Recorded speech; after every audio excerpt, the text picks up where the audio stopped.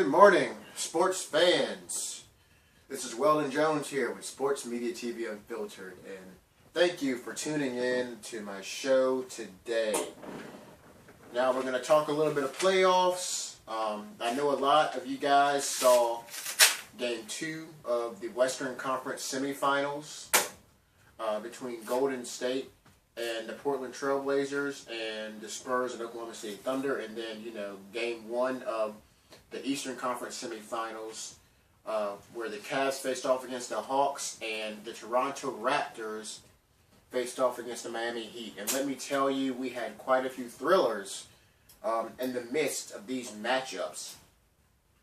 And when we talk about these matchups, I want to go ahead and start with the controversial Spurs and OKC game, because a lot of people are having an uproaring about that simply because of the officiating that went on in the last 13 and a half seconds of the game when there was a one-point game and there was a chance for the Spurs to actually win the game or tie the game, whatever. They would have got fouled or whatnot. But long story short, they had a chance. They didn't quite get it done. But let's talk a little bit about that.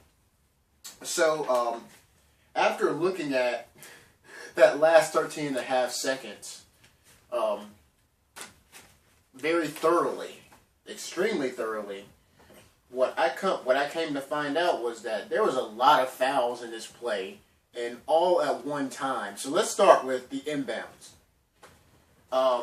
There was a violation by Ginobili. He did step over the line, slightly, a millimeter over the line, not enough to impede Dion Waiters' ability to inbound the ball, but he definitely got his toe on the out-of-bounds line. Okay, that's the first thing that happened. Now, all at the same time during this, we have Kawhi Leonard and Russell Westbrook tangled up. Kawhi Leonard has Russell by the jersey, slightly, not enough to impede his movement, but he's definitely holding on to that jersey for a little bit of time, at least until he gets up towards where the referee is, and Russell Westbrook runs through to try to receive the ball. And then on the other end, you have Patty Mills, who was matched up with Steven Adams. I don't know how the hell that happened, but I guess shit happens in the playoffs, right? So, Patty Mills gets matched up with Steven Adams, and he's sitting there, poor little Patty Mills. He's over there grabbing Steven Adams by the back and waist, and he's trying to stop Steven Adams from making a move towards the ball or to screen somebody towards the ball. This is all in the cusp of, getting ready to try to avoid a 5-second call for OKC, by the way. So it was a pretty frantic situation. Spurs are down 1. They want a turnover. So, Patty Mills grabs Steven Adams. And this is all before the ball gets in bounds. Everything gets crazier from that point on, okay? And then, if you look down, what's going on back at the sideline where the ball is being inbounded, Dion Waiters does the most peculiar thing. He leans over the out-of-bounds line. So he's already, that's one violation right there. And then he elbows Ginobili across the chest. And knocks Ginobili back to jump over him and inbound the ball. Okay, so there was 5 fouls. There was 5 violations, I should say. At least 5 in the span of that first couple of seconds. We're not done yet. The ball hasn't been inbounded. Dion Waiters throws a prayer to Kevin Durant, and we have a little bit of incidental contact between Kevin Durant and Danny Green as they both go up for the pass. One's going for a steal, one's trying to bring it down, forcing the foul. And that wasn't called, albeit it was kind of like a hustle play. But, still, if they wanted to call a foul on that play, they probably could have, and it would have been acceptable. Okay. Danny Green strips the ball. He comes down. Now, the ball goes to Ginobili. Ginobili opts to pass it to the corner to Patty Mills, the one guy who hasn't been hitting shots all game. Well, one of the guys hasn't been hitting shots all game. Instead of just taking a floater over Steven Adams. Little passive on his part. Long story short, Steven Adams does a hard closeout on Patty Mills. Patty Mills airballs. LaMarcus goes for the offensive rebound. Serge Ibaka grabs his jersey. Now, need I mind you, while Patty Mills is in the act of shooting, Serge Ibaka had already grabbed Kawhi Leonard by the jersey to try to keep him from moving. So Serge grabs first Leonard's jersey and then Aldridge's jersey when Aldridge goes up for the offensive rebound and tries to get a putback. So Aldridge is fouled in the act of shooting, and then the ball goes loose, and then they have a big scramble for the ball, and then regulation ends. So there were about 8 missed calls, I would say. The NBA is saying 5. I'm seeing about 8 because I'm talking about the stuff that goes on. All this stuff was going on so at one time. I don't think that there were enough eyes to not make a mistake in this situation. But let's go back to the tail of the tape of the game. I want to talk about that because that's kind of more important than that last final seconds, which was quite thrilling, by the way. It was very entertaining. Unexpected, definitely for sure. The Thunder came out ready to play. They did their jobs. They played well. Now, I want to talk about what the Spurs did wrong here. Now, one Spur could do no wrong. That was LaMarcus Aldridge. He finished the game with 41 points on 15 of 21 shots. So, he even knocked down a couple of threes. And he hit a three to put them down by 1 prior to the 13.5 second mark. Okay, LaMarcus is good. We're not talking about LaMarcus right now. Forget about LaMarcus. We know what he did. Let's talk about the rest of the Spurs. Little sloppy, little discombobulated. The Thunder played good defense, but they didn't play great defense. They definitely didn't play great defense. The Spurs just played terrible basketball here. Terrible basketball. They didn't get blown out like the Thunder did. Game 1, but they played terrible basketball by their standards. They should be playing better than that. So, let's start with Kawhi Leonard. He was 7 of 18 from the field and 14 points. Now, I'm going to give my man Kawhi Leonard a pass here. Everyone seems to be coming down on him saying, yeah, he's not a real superstar and blah, blah, blah, and blah, blah, blah. Didn't Kevin Durant have 16 in game 1 on like 6 for nothing shooting? Like, he was terrible in game 1, right? You gave him a pass. So who's to say Leonard can't have a good game? And by the way, we seem to forget that Leonard was the best player on this team all season long. He was the best defender on this team all season long. He carried this team through the Memphis series. So, for all this talk about, shut up. Give the man a pass. He had 1 bad game. Really? We're going to go there? Let's talk about Russ and KD then. Let's talk about them since you want to talk about having bad games. Game 1 was a bad game. This was a bad game, but the Spurs found a way to stay in it. So, with that being said, get off Leonard's jock. Because he played just fine. He was having a bad shooting night. He wasn't shaken up. Nobody was overly aggressive in guarding him. Well, I mean, of course, they game planned to stop him. But my point is, he was having a terrible shooting night. A lot of shots he usually makes were not falling that night. A lot of threes that he usually makes were not falling that night. Danny Green was horrible that night as far as shooting. It just wasn't a good night for the Spurs. It happens. This is the NBA, right?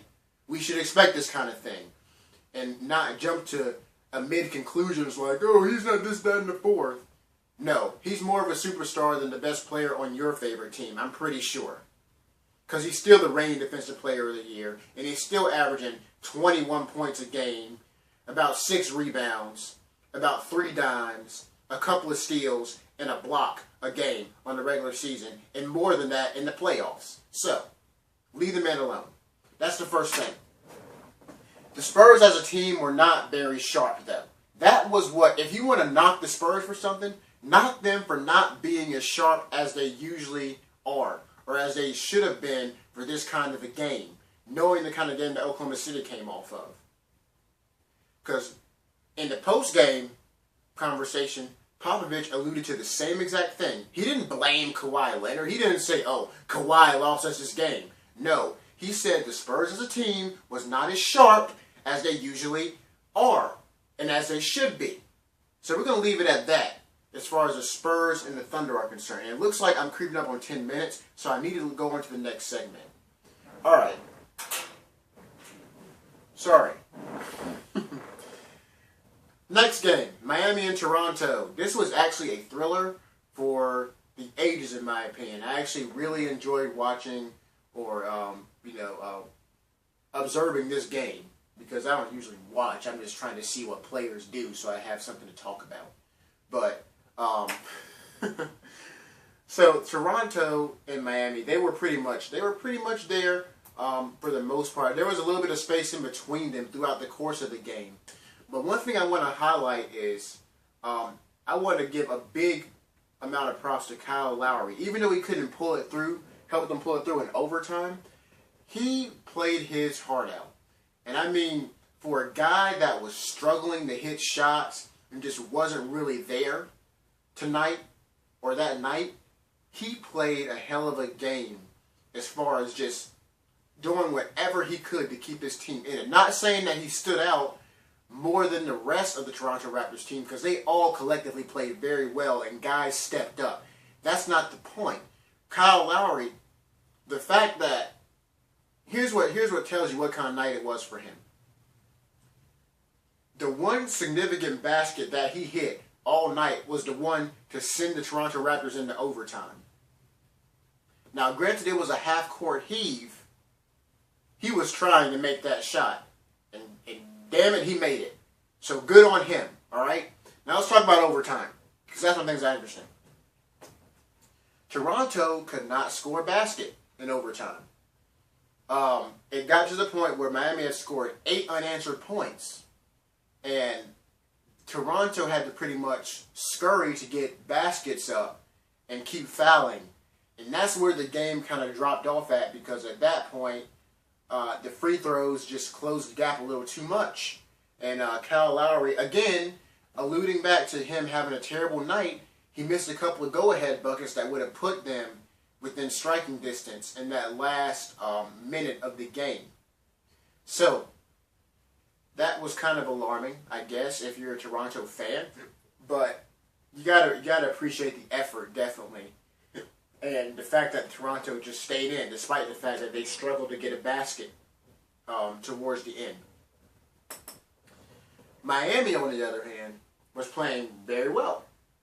Dwayne Wade hit big shot after big shot after big shot. Hassan Whiteside went down earlier in the game, and he did come back to play. He wasn't quite as effective as it usually is at that point, though. But he did stick it out, and he did play to finish out the game. Joe Johnson was big time in this game.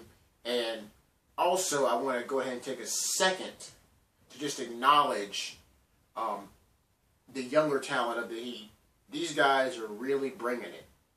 Josh Richardson, Gerald Green, all those guys. Even when they're not scoring a lot of points, that energy that they bring is sometimes enough to get the job done.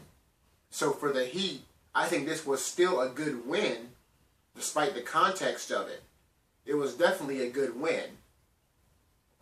And I don't see them beating the Cavs or anything like that, but I think they can get past this series if they hit a few more shots and they play a little sharper defense. Because I don't think they really peaked out. Those younger guys, probably don't have a lot of playoff experience to begin with, but this is a great time to get it. So for the Heat, I think it's looking pretty good. And for Toronto, I think that they're just going to have to make more shots. Just bottom line, they're just going to have to make more shots. Kyle Lowry can't go scoreless like that in overtime or, in the final minutes. And they're going to have to pull it together. And I know they can. They're perfectly capable of it. DeMar DeRozan, Kyle Lowry, all those guys are capable of contributing in the playoffs. We've seen this before. And we've seen it last round when they got over the hump with the Pacers. So, good on those teams. Let's talk about the Cavaliers and the Hawks.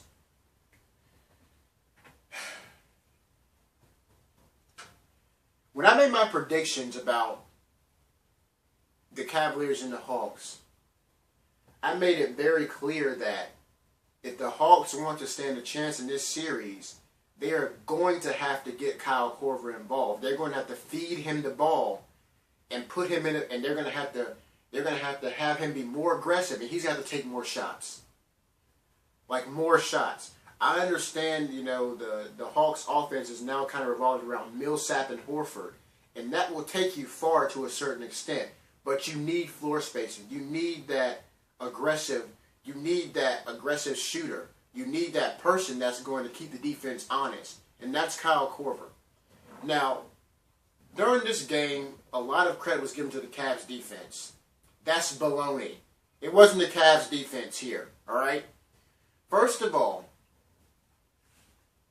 the Hawks are at their best when Kyle Korver is out in transition and running and receiving the ball in any kind of catch and shoot situation.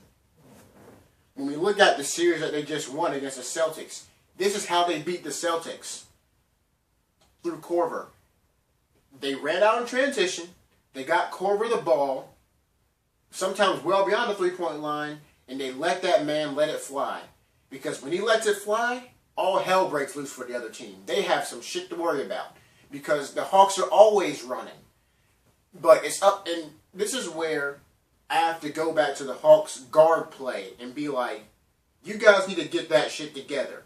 Because you have one of the best spot-up shooters in the league, and he's one of the best off-ball movers in the league. He can use any kind of screen. He can use any kind of cuts. He can, cut to the basket. I mean, this guy is literally available everywhere. Everywhere. And you failed to get him involved. He got one shot up from three-point range the other night against the Cavaliers. One shot. You mean to tell me that you can sit there and force feed Al Horford and Paul Millsap, but you can't get the best spot-up shooter in the league more than one attempt from three-point range? I don't buy that crap. So the Hawks have to figure out what they're going to do to actually get some more balance in their offense and realize what got them there in the first place. That's what they need to realize, what got them there in the first place. That 60-win season, that's when Kyle Korver made, over 200 threes, and he was shooting 50% from the three-point line, and he was leading the league in spot-up shooting attempts because they were getting him those attempts. They had to revert back to that if they're going to want to beat anybody in the playoffs. They reverted back to it temporarily versus Boston, and they saw how it got them over the hump against a very tough and young Boston team. And they need to do the same thing here with the Cavs. The Cavs defense is not that good that Kyle Korver should only get one shot. You better set double pin downs. You better set pin downs. You better get him involved in the screen and roll, the pick and pop. Whatever you got to do, get that man some shots. Because he can shoot it, and he can make a difference in this series. And he might be able to help you upset LeBron James. So I hope they come to the realization that this is a fact, and they can figure that out. Now, let's talk about the Warriors and the Trailblazers. This game was great for me up until the last 3 minutes of the fourth quarter. That is when I kind of looked at the way Portland was playing and shook my head. Because I was thinking about it. They had been in the driver's seat all game long.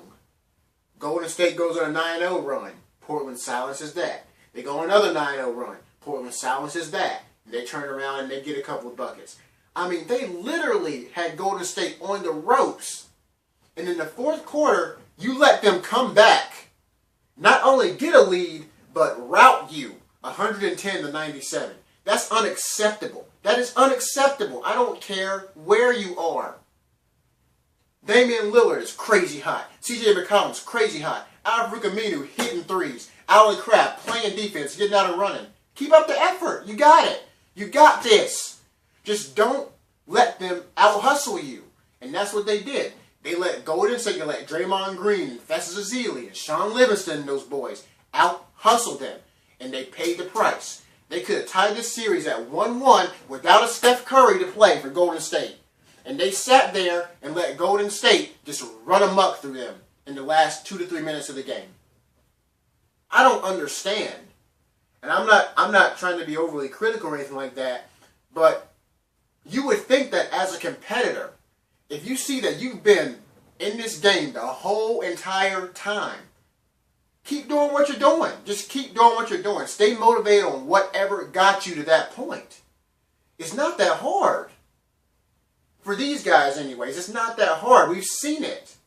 We've really seen it. And we saw Portland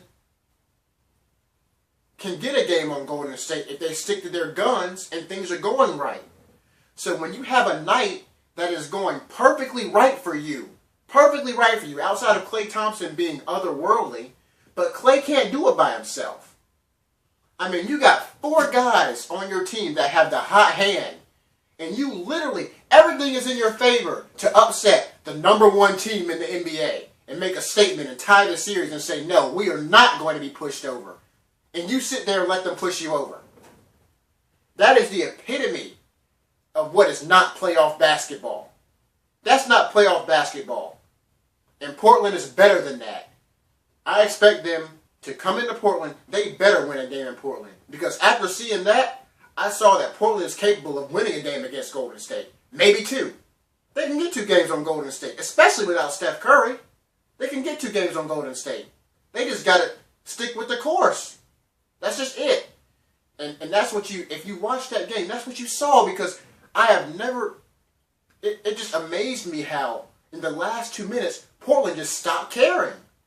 They stopped caring. I mean, they just let Draymond Green and Andre Iguodala just waltz into the lane and get fast break opportunities and get these putbacks and stuff that they weren't letting them get before. The effort just left them. It doesn't make sense where the effort went, but it just left them. As you can see, playoff basketball is sensitive for me because playoff basketball is sensitive for me because it is actually just the epitome of just everything that you've worked so hard in the regular season for coming to pass. Which means no opportunities should really be wasted. I just don't see that. So, with that being said, that's everything for today. I've kind of had my time to rant about the playoffs and whatever else is going on. And I'm going to leave you with this. So, Game 2 for Oklahoma City and San Antonio will be on Friday. Or Game 3, I'm sorry. Friday, coming from Oklahoma City. If I'm not mistaken, the Golden State Warriors and the Trailblazers will be meeting again as well this week. I'm not certain exactly when, but when they do, I expect that the Trailblazers will actually just do better than what they did before. So I have the date here, and it's May 7th. May 7th, Golden State Trailblazers in Portland. May 9th, Golden State Trailblazers in Portland. Okay? As far as the Eastern Conference semis go, the Hawks have a lot of work to do as far as understanding what their strategy is going to be. Because it's not that they don't have the talent. I have no doubt that the Hawks are a better collective team than Cleveland. What puts Cleveland over the top is LeBron James and his talent. But what you have to realize is in the playoffs, talent doesn't win you series. What wins is who uses their strengths better and makes the opponents play their weaknesses better. We have seen this over time. How did an old Dallas team beat LeBron James in the Heat that year? They took LeBron out of the game. They played pretty much a zone defense and said, you know what, LeBron? You're not going to get into the paint. You have to shoot threes all series. Beat us by shooting threes. Show us you can beat us by shooting threes. He couldn't do it. Dallas won the series. Dirk Nowitzki had a hell of a series, by the way. But Dallas won because of the fact that They made LeBron James useless. Okay? Another example. Spurs, Oklahoma City, 2014. Remember that series? Yeah. They took Kevin Durant and Russell Westbrook out of the equation. They made Oklahoma City's role players beat them. And it didn't work. Their role players could not beat the Spurs.